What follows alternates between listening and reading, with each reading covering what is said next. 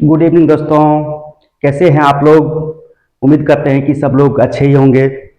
दोस्तों, मैं ललनकांत आप सभी को अपने यूट्यूब चैनल आस्था जीएस रिसर्च सेंटर पर स्वागत करता हूं। दोस्तों, जैसा कि मैं हर क्लास में कहता हूं और आज भी कहूंगा कि इन दिनों हम लोग भूगोल पढ़ रहे हैं। भूगोल में हमने विश्व भूगोल से प्रारंभ किया हुआ है। विश्व भूगोल का हम लोग 4 अध्याय पढ़ चुके हैं, जिसमें पहली अध्याय ब्रह्मांड था, दूसरी अध्याय सौरमंडल था, तीसरी अध्याय पृथ्वी की गतियां थी, चौथी अध्याय अक्षांश देशांतर, अंतर्राष्ट्रीय तिथि रेखा एवं समय था। ये चारों ही अध्याय दोस्तों हमने काफी गहराई से, काफी विस्तृत तरीके से पढ़ाया और आप लोगों ने काफी अच्छे से पढ़ा भी। जो आउटपुट हमें मिला है उससे हम ये निष्कर्ष निकाल पा रहे हैं कि आप लोग भी काफी मन लगा के पढ़ रहे हैं। दोस्तों, मेरा ये दावा है कि ये चारों ही अध्याय से बनने वाले जितने भी प्रश्न हैं, इससे संबंधित कोई भी प्रश्न यदि आपके एग्जामिनेशन में आते हैं, अगर आप ढंग से पढ़ लेते हैं, ये चारों ही अध्याय से संबंधित सारा वीडियो यूट्यूब पर हम अपलोड किए हुए हैं। सारा वीडियो 1 बार 2 बार 3 बार आप लोग वॉच करें, जब तक दिमाग में अच्छे से समझ में नहीं आ जाए, दिमाग में इस चैप्टर से संबंधित छाप अच्छे से नहीं पड़ जाए, तब तक उसको देखें। तथा हम जो फ्री पीडीएफ उपलब्ध कराए हैं, पीडीएफ के लिए हम 1 पैसा भी चार्ज नहीं करते हैं, पीडीएफ भी हम बिल्कुल फ्री दिए हुए हैं, उसको ढंग से पढ़ लीजिए।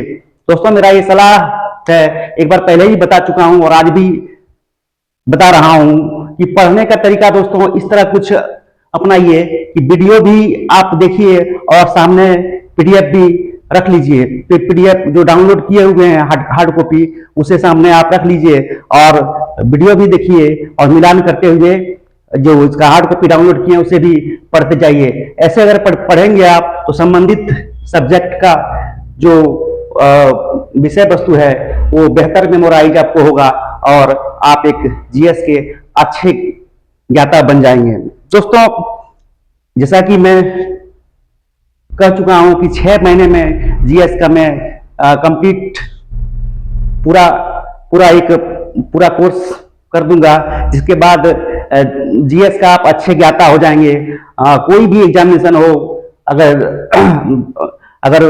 आप एग्जाम में बैठते हैं तो जीएस का सारा प्रश्न ऐसा होगा, ऐसा लगेगा कि सारा प्रश्न हम पढ़े हुए हैं। छूट भी जाता है तो उसमें आप ही की गलती होगी, क्योंकि आप उसे बढ़िया से नहीं पढ़ के गए रहेंगे, तभी छूट सकता है।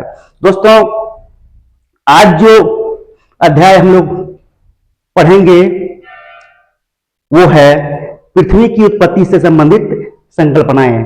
इसमें हम लोग यह पढ़ेंगे कि पृथ्वी की उत्पत्ति किस प्रकार हुई है, उससे संबंधित विभिन्न संकल्पनाएं हैं, जिसके बारे में हम लोग बेहतर तरीके से पढ़ेंगे, समझते हुए पढ़ेंगे। दोस्तों, इससे संबंधित 2 लेक्चर हम लेंगे। आज जो हम ले रहे हैं ये पहला लेक्चर है, एक और लेक्चर में ये पूरा कवर होगा। एक लेक्चर में दोस्तों पूरा कवर नहीं हो पाया, इसलिए ये पृथ्वी की उत्पत्ति से संबंधित संकल्पनाएं जो चैप्टर है, इससे संबंधित मैं दूसरा लेक्चर भी लूंगा, कल ही लूंगा और इसे पूरा कर लूंगा। दोस्तों, इन दिनों मैं ज्यादा वीडियो अपलोड नहीं कर पा रहा हूं यूट्यूब पर, तो मैं क्षमा चाहूंगा, लेकिन मैं अकेला इसका जिम्मेदार नहीं हूं। बहुत लोग ऐसे हैं जो कि कुंभ अभी जो प्रयाग में लगा हुआ है, वहां नहाने चले गए, मैं भी गया था, जिसके कारण मैं लगातार वीडियो अपलोड नहीं कर पा रहा था। लेकिन आज से मैं ये वादा करता हूं कि प्रतिदिन एक वीडियो जो है अपलोड करूंगा। और जैसा कि 1 महीना में हम बोले थे कि भूगोल पूरा खत्म करेंगे, तो 1 महीना नहीं दोस्तों, 15 दिन और समय दीजिए, 1.5 महीना में हम पूरा खत्म कर देंगे, जिसके बाद भूगोल के आप बहुत अच्छे ज्ञाता हो जाएंगे, मेरा ये दावा है। दोस्तों, हमारा क्लास का लेवल इस प्रकार रहेगा कि जो लोग ये समझते हैं कि पटना, रांची या दिल्ली में अच्छी पढ़ाई होती है, देवघर में नहीं होती है, तो देवघर में दोस्तों ये आपके लिए ये हम प्लेटफॉर्म लेके आए हैं, जिसमें दूर जाके जो बच्चे पढ़ने में सक्षम नहीं थे, उसके लिए ये एकदम संजीवनी है। आप आस्था जीएस रिसर्च सेंटर से जुड़े रहें और जीएस का फ्री क्लास आप लेते रहें और जीएस के अच्छे ज्ञाता आप बन जाएंगे, ये मेरा दावा है आपसे। तो आइए, बिना कोई समय नष्ट किए बिना कोई समय व्यर्थ गवाए आज का अध्याय हम लोग शुरू करते हैं। तो इसे मैं पहले मिटा देता हूं दोस्तों।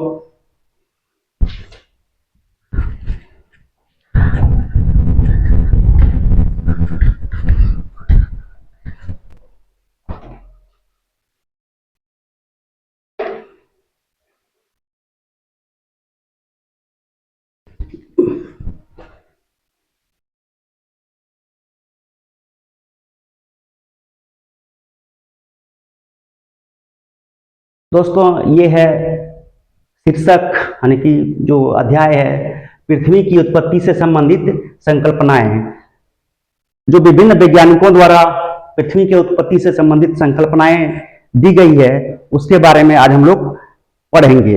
ये शुरुआती अध्याय है अथवा यह मेरा इस चैप्टर से संबंधित प्रथम लेक्चर है। 2 लेक्चर में इसको हम लोग पूरा कवर करेंगे दोस्तों। तो आइए शुरुआत करते हैं। पृथ्वी की उत्पत्ति के संबंध में समय समय पर विभिन्न विद्वानों एवं संस्थाओं द्वारा अपने अपने विचार प्रस्तुत किए गए हैं। दोस्तों पृथ्वी की उत्पत्ति से संबंधित विभिन्न विद्वानों द्वारा समय समय पर अपने अपने विचार व्यक्त किए गए हैं या प्रस्तुत किए गए हैं। प्रारंभ में धार्मिक विचारधारा को अधिक महत्व दिया गया, परंतु 1749 ईस्वी में फ्रांसीसी वैज्ञानिक एवं भौगोलिक शास्त्री कास्ते दा बफन द्वारा सर्वप्रथम तर्कपूर्ण परिकल्पना की प्रस्तुतिकरण के साथ ही पृथ्वी की उत्पत्ति के संदर्भ में वैज्ञानिक पहल की शुरुआत हो गई। दोस्तों यूं तो पृथ्वी की उत्पत्ति से संबंधित कई विद्वानों ने अपनी अपनी संकल्पनाएं दी है। उनमें से दोस्तों जिन्होंने धार्मिक विचार पर अपनी संकल्पनाएं दी उसे ज्यादा महत्व दिया गया, लेकिन पहली बार फ्रांसीसी वैज्ञानिक थे और भौगोलिक शास्त्री भी थे जिसका नाम कास्ते दा बफन था। उन्होंने तर्कपूर्ण परिसंकल्पना प्रस्तुत किया और इसके साथ ही वैज्ञानिक पहल की शुरुआत हो गई, यानी कि वैज्ञानिक सिद्धांत जो पृथ्वी की उत्पत्ति से संबंधित वैज्ञानिक सिद्धांत थे उसका पहल करने वाला पहला वैज्ञानिक कास्ते दा बफन थे जो फ्रांस के वैज्ञानिक थे। तो आइए दोस्तों बढ़ाते हैं इसको। वर्तमान में पृथ्वी एवं अन्य ग्रहों की उत्पत्ति के संबंध में 3 प्रकार के संकल्पनाएं, 3 प्रकार के वैज्ञानिक मत प्रचलित हैं जो निम्नलिखित है। वर्तमान में दोस्तों पृथ्वी की उत्पत्ति के संबंध में 3 प्रकार के वैज्ञानिक मत प्रचलित हैं जो निम्नलिखित है। ये दोस्तों है पृथ्वी एवं अन्य ग्रहों से संबंधित संकल्पनाएं। पहला है अद्वैतवादी संकल्पना, दूसरा है द्वैतवादी संकल्पना और तीसरा है आधुनिक संकल्पना। दोस्तों सबसे पहले हम अद्वैतवादी संकल्पना को देखते हैं। इसमें 4 संकल्पनाएं महत्वपूर्ण है, जिसमें पहला है पुच्छल तारा परिकल्पना। ये दोस्तों कास्ते दा बफन ने दिया है, जो इसके सबसे पहले वैज्ञानिक संकल्पना देने वाले भी कास्ते दा बफन ही थे।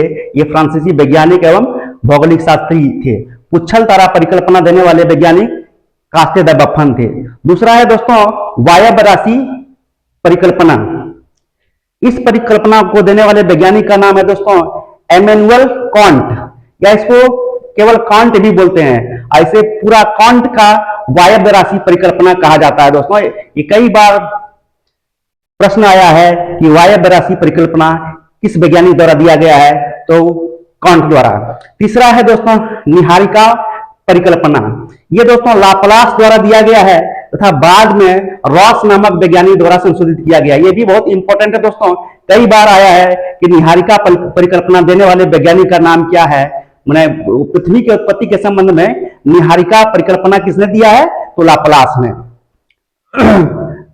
बहुत इंपॉर्टेंट है दोस्तों, आज का चैप्टर है दोस्तों, ये बहुत इंपॉर्टेंट है। अब जितने भी अध्याय आएंगे भूगोल में एक के बाद एक एकदम बहुत ही रोचक तरीके से हम पढ़ाएंगे और सभी चैप्टर महत्वपूर्ण होंगे। चौथा है दोस्तों उल्कापिंड परिकल्पना। ये भी एक महत्वपूर्ण परिकल्पना है जिसे लॉकियर ने दिया है, जिसे लॉकियर नामक वैज्ञानिक ने दिया है। तो ये था अद्वैतवादी संकल्पना में 4 संकल्पनाएं महत्वपूर्ण है दोस्तों, जिसे हम लोग बारी बारी से पढ़ेंगे। दूसरा थोड़ा देख लेते हैं दोस्तों, द्वैतवादी संकल्पना। के बारे में, और तीसरा भी उसके बाद देखेंगे आधुनिक संकल्पना। अद्वैतवादी संकल्पना में दोस्तों 6 संकल्पना है। एक है दोस्तों ग्रहाणु परिकल्पना, जिसे चैम्बरलिन एवं मोल्टन ने दिया है। इस परिकल्पना को दोस्तों इस प्रकार भी पढ़ते हैं कि चैम्बरलिन एवं मोल्टन का ग्रहाणु परिकल्पना, चैम्बरलिन एवं मोल्टन का ग्रहाणु परिकल्पना। ये बहुत इंपॉर्टेंट है दोस्तों, सब इसमें इंपॉर्टेंट है। द्वैतारक परिकल्पना, ये जेपीएससी का पूछा गया प्रश्न है, भूगोल में जेपीएससी में पूछा गया ये प्रश्न था। द्वैतारक परिकल्पना किस वैज्ञानिक द्वारा दिया गया है? तो ये रसेल द्वारा दिया गया है। ज्वारीय परिकल्पना, ज्वारीय परिकल्पना दोस्तों जेम्स जीन्स ने दिया था तथा जेफरिन ने बाद में इसमें संशोधित किया था। अतः ज्वारीय परिकल्पना को दोस्तों जेम्स जीन्स एवं जेफरिन की ज्वारीय परिकल्पना कही जाती है दोस्तों। जब स्पष्ट दोस्तों, नाम से ही स्पष्ट है, जेम्स जीन्स एवं जेफरिन की ज्वारीय परिकल्पना। विखंडन का सिद्धांत ये रोसजेन ने दिया है दोस्तों, ये रोसजेन नामक वैज्ञानिक ने दिया है। और 5वां है नवतारा परिकल्पना, ये फ्रेड होयल एवं लिटिलटन ने दिया है। दो वैज्ञानिक ने मिलकर दिया है नवतारा परिकल्पना, फ्रेड होयल एवं लिटिलटन। 6ठा है सिफिड साध्य परिकल्पना, सिफिड साध्य परिकल्पना। यह जो परिकल्पना देने वाले वैज्ञानिक हैं ये भारतीय हैं, जिनका नाम एससी बनर्जी है। सिफिड साध्य परिकल्पना किसने दिया है? तो एससी बनर्जी ने दिया है। ये 5वां है दोस्तों। 1 2 3 4 5 6 इसमें 7 है दोस्तों। द्वैतवादी संकल्पना में 7 है, इसमें 6 हम लोग पढ़ चुके हैं। और 7वां है अंतर तारक ध्रुव परिकल्पना, ये ऑटो स्मिथ द्वारा दिया गया है। इसको ऑटो स्मिथ की अंतर तारक ध्रुव परिकल्पना भी कहते हैं। तीसरा जो परिकल्पना है तो सिद्धांत है दोस्तों, उसको आधुनिक सिद्धांत कहते हैं, उसको आधुनिक सिद्धांत कहते हैं। आधुनिक सिद्धांत में 2 सिद्धांत आते हैं, जिसमें पहला सिद्धांत है बिग बैंग सिद्धांत। इसको देने वाले जो वैज्ञानिक है उसका नाम जॉर्ज लेमेत्रे है। इसको कहीं कहीं दोस्तों जॉर्ज लेमेंटियर भी दे दिया जाता है, तो घबराना नहीं है। जॉर्ज लेमेंटियर का बिग बैंग सिद्धांत, बाद में इसे रॉबर्ट वेगनर द्वारा संशोधित किया गया था। अर्थात दोनों ही अगर ऑप्शन में आए, अगर ए नंबर ऑप्शन में जॉर्ज लेमेंटियर, बी नंबर में वेगनर तथा सी में दोनों दिए अगर ऑप्शन रहे तो सी नंबर ऑप्शन सही होगा, क्योंकि इसमें बिग बैंग सिद्धांत में दोनों वैज्ञानिक द्वारा कुछ कुछ सिद्धांत दिया गया है। बिग बैंग सिद्धांत को देने वाले वैज्ञानिक जॉर्ज लेमेत्रे या जॉर्ज लेमेंटियर थे, तब बाद में इसमें वेगनर ने संशोधित किया था।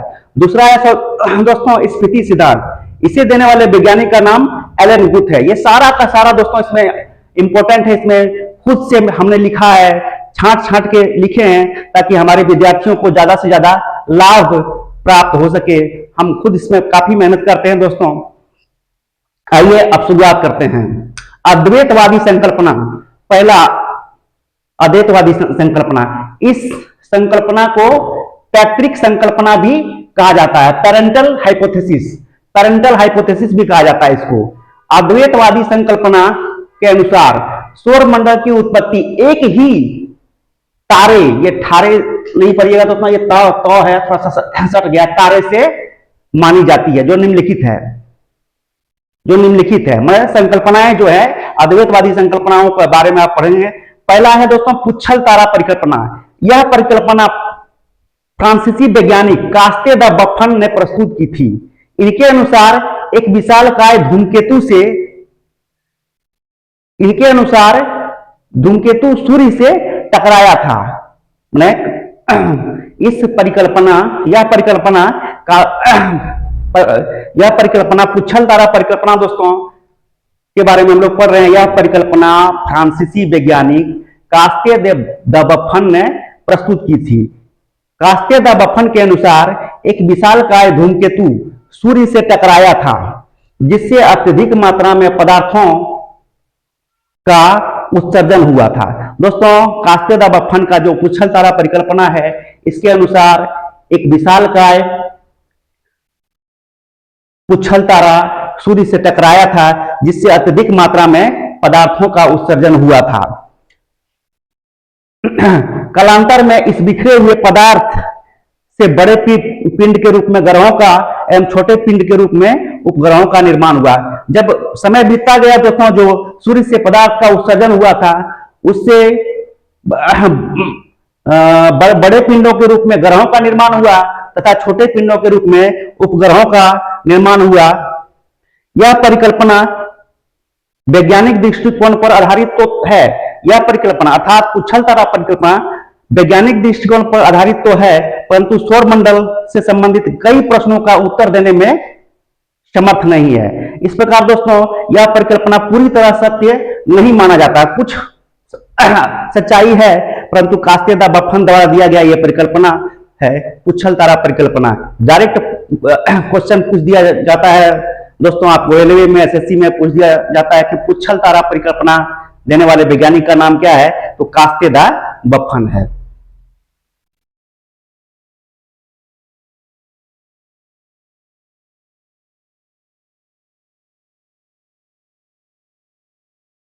अब दूसरा पढ़ते हैं दोस्तों, वायव्य राशि परिकल्पना।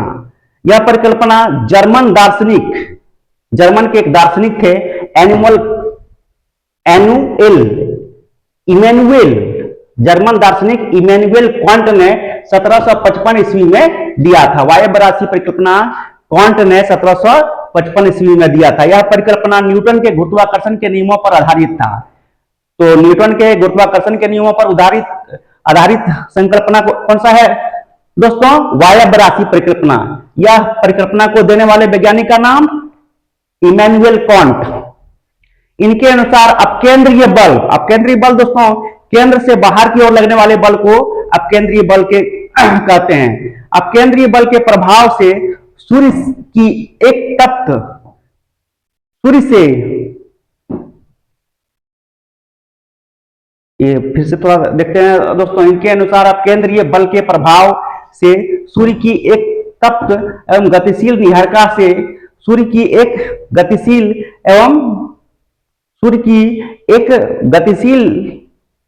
एवं तप्त निहारिका से 9 छल्ले अलग हुए, जिसके शीतलन से सौर मंडल के विभिन्न ग्रहों का निर्माण हुआ। दोस्तों इसमें क्या होता है कि सूर्य से एक तप्त एवं गतिशील निहारिका से, फिर से एक बार पढ़ देते हैं दोस्तों। यह परिकल्पना जर्मन दार्शनिक इमैनुएल क्वांट ने 1755 ईस्वी में दिया था। यह परिकल्पना न्यूटन के गुरुत्वाकर्षण के नियमों पर आधारित था। इनके अनुसार, किसके अनुसार, क्वांट के अनुसार, अपकेंद्रीय बल के प्रभाव से सूर्य की एक तप्त और गतिशील निहारिका से 9 छल्ले अलग हुए, जिसके शीतलन से सौर मंडल के विभिन्न ग्रहों का निर्माण हुआ है। इस सिद्धांत में क्वांट ने गणित के साथ साथ कोणीय संवेग के गलत नियमों का अनुप्रयोग किया, क्योंकि कणों के आपसी टकराव से गति उत्पन्न नहीं हो सकती। ये एक बार ढंग से पढ़ लेंगे दोस्तों, पूरा कॉन्सेप्ट क्लियर हो जाएगा। थोड़ा सा मैं भी बीच में फंस जा रहा था, क्योंकि एक लाइन छोड़ के मैं दूसरा लाइन पढ़ने लगा था, तो पूरा क्लियर है दोस्तों। इनके अनुसार जो है दोस्तों, वायव्य राशि परिकल्पना जो क्वांट ने दिया था, यह न्यूटन के गुरुत्वाकर्षण नियमों पर आधारित है। इनके अनुसार सूर्य से पहले 1 छल्ले अलग हुए और उसी से बाद में सभी ग्रहों का निर्माण हुआ, सभी 9 ग्रहों का निर्माण हुआ। इस परिकल्पना में दोस्तों क्वांट ने कोणीय संवेग के गलत नियमों का उपयोग किया, इसके साथ साथ गणित के भी गलत नियमों का उपयोग किया था, क्योंकि कणों के आपसी टकराव से गति उत्पन्न नहीं हो सकती। ये सिद्धांत है और जो पूरी तरह व्याख्या करने में क्वांट असफल रहा था। अब आइए इसका चित्र देखते हैं। ये है दोस्तों,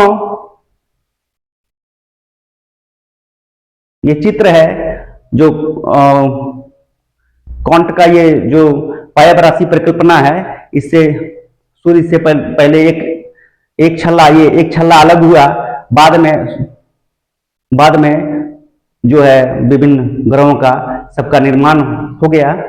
ये है निहारिका परिकल्पना। यह परिकल्पना फ्रांसीसी वैज्ञानिक लाप्लास ने 1796 ईस्वी में दिया था। निहारिका परिकल्पना लाप्लास नामक वैज्ञानिक ने 1796 में दिया था। इन्होंने क्वांट के नियमों को संशोधित करते हुए बताया कि एक विशाल एवं तप्त निहारिका से पहले 1 छल्ला अलग हुआ। इन्होंने बताया कि पहले एक छल्ला अलग हुआ, और क्वांट ने बताया था कि सूर्य से 9 छल्ले अलग हुए थे। यहाँ देखिए दोस्तों, सूर्य से एक तप्त एवं गतिशील निहारिका से सूर्य से एक ही बार में 9 छल्ले अलग हुए थे, ये क्वांट ने बताया था। जबकि ये लाप्लास का निहारिका परिकल्पना है जो है दोस्तों, इसमें लाप्लास ने बताया था कि सूर्य से पहले एक छल्ले अलग हुए और फिर वो अलग हुए एक छल्ले से 9 छल्लों में विभक्त हो गया था, जिससे सभी 9 ग्रहों एवं बाद में उपग्रहों का निर्माण हुआ। ये एक बार पढ़ लेंगे दोस्तों, बिल्कुल क्लियर हो जाएगा। ये पढ़ देता हूं मैं। यह परिकल्पना फ्रांसीसी वैज्ञानिक लाप्लास ने 1796 ईस्वी में दिया था। इन्होंने कांट के नियमों को संशोधित करते हुए बताया कि एक विशाल एवं तप्त निहारिका से पहले एक छल्ला बाहर निकला तथा बाद में यही छल्ला 9 छल्ले, मतलब इसी एक छल्ले से 9 छल्ले निकले थे। ये छल्ले अपने पितृ ग्रह के चारों ओर एक ही दिशा में घूमने लगे तथा बाद में इसी के शीतलन से विभिन्न ग्रहों तथा उपग्रहों का निर्माण हुआ, जिसमें पृथ्वी भी शामिल है। यह है दोस्तों लाप्लास की निहारिका परिकल्पना। इस संकल्पना के विपरीत शनि और बृहस्पति के उपग्रह अपने पितृ ग्रह के दिशा में घूमता है। मतलब शनि और बृहस्पति के जो उपग्रह है अपनी पितृ ग्रह यानी कि शनि और बृहस्पति के घूमने की दिशा के विपरीत दिशा में घूमता है, जो विरोधाभास है, जो इसके नियम को उल्लंघन करता है। रॉस के अनुसार प्रत्येक छल्ला अलग हुआ था तथा प्रत्येक छल्ला घनीभूत होकर ग्रह में परिवर्तित हो गए। उन्हें निहारिका परिकल्पना में लाप्लास का भी योगदान है और रॉस ने भी बाद में इसमें संशोधन किया था, तो दोनों का योगदान है। अब आइए दोस्तों उल्कापिंड परिकल्पना पढ़ते हैं। इस परिकल्पना को देने वाले वैज्ञानिक का नाम लॉकियर था।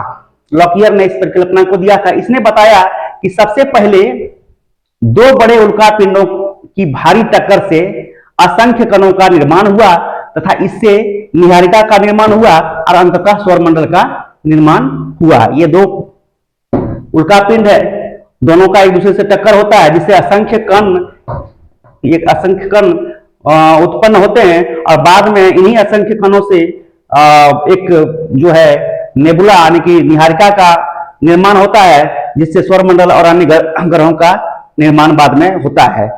ये है दोस्तों इसका मतलब जो एक चित्र हमने लिया है गूगल से, उसको देखिए। ये 2 उल्कापिंडों का टक्कर से भारी मात्रा में कणों का पहले छितराव होता है। लॉकियर क्या उल्का परिकल्पना, लॉकियर्स मेट्रोलॉटिक हाइपोथेसिस। ये चित्र दोस्तों काफी अच्छा है। इसी से लॉकियर ने कहा कि ब्रह्मांड था, ये सौरमंडल तथा अन्य ग्रहों की उत्पत्ति उल्कापिंडों के 2 भारी उल्कापिंडों के टक्कर से हुआ है। ये एक उल्कापिंड है, ये दूसरा उल्कापिंड है, दोनों का एक दूसरे के विपरीत दिशा में और एकदम समान डायरेक्शन में आने से दोनों का टक्कर होता है, जिससे बाद में सौरमंडल के सभी ग्रहों की उत्पत्ति होती है। लॉकियर का उल्कापिंड परिकल्पना सौरमंडल की उत्पत्ति और विकास को समझने के लिए एक महत्वपूर्ण सिद्धांत है। इस परिकल्पना में सौरमंडल के गठन के बारे में गहन जानकारी प्राप्त होती है। लॉकियर की परिकल्पना सौरमंडल की उत्पत्ति के सौरमंडल की उत्पत्ति में जो है विशाल 2 उल्कापिंडों का आपसी टकराव को आधार मानती है। उत्पत्ति के जो है आधार जो मानती है, विशाल 2 उल्कापिंडों का आपसी टक्कर को ये आधार मानते हैं। कौन? लॉकियर। आरंभ में 2 विशाल उल्कापिंड आपस में टकराए, जिससे भीषण ताप, प्रकाश एवं धूल कण की उत्पत्ति हुई। यह टकराव इतना ही शक्तिशाली था कि इससे उत्पन्न ऊर्जा ने उल्कापिंडों को पिघला दिया और इसके पदार्थों को अंतरिक्ष में फैला दिया। मतलब यह टकराव इतना शक्तिशाली था दोस्तों कि इससे भीषण ताप, प्रकाश एवं धूल कण की उत्पत्ति हुई। यह टकराव इतना ही शक्तिशाली था कि इससे उत्पन्न ऊर्जा ने उल्कापिंडों को पिघला दिया एवं इसके पदार्थों को अंतरिक्ष में फैला दिया। इस टकराव से उत्पन्न उष्मा और ऊर्जा ने आसपास के क्षेत्र को काफी प्रभावित किया। जो ऊर्जा और उष्मा निकला था उसने आसपास के क्षेत्र को काफी प्रभावित किया। इसमें उल्कापिंडों का अधिकांश भाग पिघलकर द्रव में परिवर्तित हो गया तथा कुछ भाग गैस में परिवर्तित होकर बादलों की भांति अंतरिक्ष में वितरित हो गए। टकराव के बाद गैस और द्रव पदार्थ धीरे धीरे एकत्रित होकर एक बड़े वायव्य महापिंड का निर्माण करने लगे तथा इस प्रक्रिया में गैसों का संघनन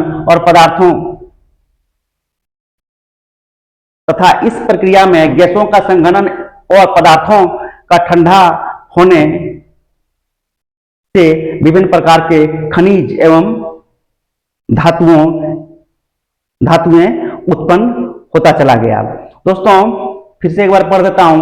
इस टकराव के बाद गैसें और द्रव पदार्थ धीरे धीरे एकत्रित होकर एक बड़े वायव्य पिंड का निर्माण करने लगे तथा इस प्रक्रिया से गैसों का संघनन और पदार्थों का ठंडा होने से विभिन्न प्रकार के खनिजों एवं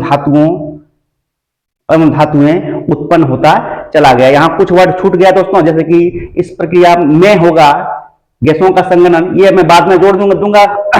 दोस्तों आप लोग यहां पहले ढंग से समझ लीजिए। आकर्षण शक्ति के प्रभावधीन बिखरे हुए कण पुनः एकत्रित होने लगा और एक विशालकाय वायव्य महापिंड का निर्माण हुआ। और बिखरे हुए कण, आकर्षण शक्ति के प्रभाव में बिखरे हुए कण पुनः एकत्रित होने लगा और एक विशाल वायव्य महापिंड का निर्माण हुआ। इस वायव्य महापिंड के कणों के आपसी टक्कर के कारण महापिंड घूर्णन करने लगा। माने वो कण जो एकत्रित होने लगे उसके आपसी टक्कर के कारण महापिंड घूर्णन करने लगा और इससे एक सर्पिलाकार निहारिका बन गया। इसी निहारिका से पृथ्वी सहित सौरमंडल के अन्य ग्रहों की उत्पत्ति हुई है। दोस्तों लॉकियर ने मुख्य रूप से उल्कापिंडों को महत्व दिया था, तो लॉकियर का उल्कापिंड परिकल्पना काफी महत्वपूर्ण है। लॉकियर का उल्कापिंड परिकल्पना लाप्लास की निहारिका परिकल्पना का ही परिवर्तित रूप है। इसलिए लाप्लास की परिकल्पना आपत्तियों संबंधी प्रश्न परिकल्पना में आपत्तियां संबंधी परिकल्पना जो है उसको लाप्लास का जो निहारिका परिकल्पना है उसकी जो आपत्तियां थी वो सब आपत्तियां लॉकियर की उल्कापिंड परिकल्पना पर भी लागू होता है। हालांकि लॉकियर की परिकल्पना ने उल्कापिंडों को महत्व को उजागर किया और उल्काओं के अध्ययन को बढ़ावा दिया, जिससे हमें सौरमंडल की उत्पत्ति और विकास के बारे में अधिक जानकारी प्राप्त होती है। तो मुख्य रूप से दोस्तों लॉकियर ने क्या किया, उल्कापिंड के महत्व को उजागर किया, जिससे हमें उल्कापिंड को समझने में आसानी हुई। तो ये था दोस्तों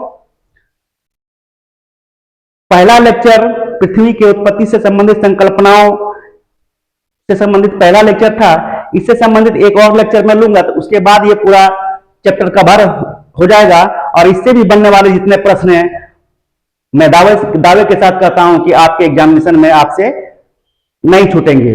दोस्तों अब मैं भूगोल बड़ा एकदम कॉन्शियस होकर पढ़ाऊंगा और रोज एक वीडियो अपलोड करूंगा, जिससे डेढ़ महीना में पूरा भूगोल खत्म मैं कर सकूं। तो ये था दोस्तों आज का क्लास कैसा लगा कमेंट कीजिएगा, चैनल को लाइक कीजिए, दूसरों से सब्सक्राइब भी करवाइए और ये फ्री जो प्लेटफॉर्म हम दिए हैं आस्था जीएस रिसर्च सेंटर द्वारा, ये फ्री प्लेटफॉर्म है जिसमें हम ऑनलाइन क्लास के साथ दोस्तों ऑफलाइन क्लास भी लेते हैं और वो भी बिल्कुल फ्री है। जो दोस्त हमसे जुड़ना चाहते हैं वो हमें फोन कर सकते हैं। हमारा फोन नंबर है 7004960735। एक बार फिर से बता देता हूं 7004960735। हमें कॉल करेंगे तो हम आपको अपने व्हाट्सएप ग्रुप से जोड़ देंगे, जिसमें आपको फ्री में पीडीएफ भी मिल जाएगा और ऑनलाइन क्लास तो आप यूट्यूब से ले ही रहे हैं। और आप देखेंगे दोस्तों कि 6 महीने में आपकी जीएस का स्तर बहुत ही अच्छा हो जाएगा, जिसके बाद आप किसी भी कंपटीशन को क्वालिफाई करने के लिए तैयार हो जाएंगे। दोस्तों, ज्योग्राफी के बाद हम लोग हिस्ट्री और पॉलिटिकल साइंस पैरेलल में पढ़ेंगे, फिर इकोनॉमिक्स पढ़ेंगे, फिर जनरल साइंस पढ़ेंगे, फिर मैथ पढ़ेंगे, फिर साइंस पढ़ेंगे। सभी विषयों का क्लास आप लोगों को हमारे चैनल आस्था जीएस रिसर्च सेंटर पर मिल जाएगा और जीएस का कंप्लीट पैकेज देकर हम आप लोगों को किसी भी कंपटीशन को क्वालिफाई करने के लिए 6 महीना के अंदर में इस प्रकार तैयार करेंगे। जब आप तैयार हो जाएंगे तो आप लोग कोई मूर्ख नहीं है, आप लोग खुद समझेंगे कि आपका जीएस का लेवल क्या है। तो दोस्तों, ये था आज का क्लास। अब मैं अपनी वाणी को विराम देता हूं और क्लास समाप्ति की घोषणा करता हूं। इससे संबंधित दूसरा लेक्चर हम कल पोस्ट करेंगे। तो अब मैं क्लास समाप्ति की घोषणा करता हूं दोस्तों। जय हिंद, गुड इवनिंग अगेन।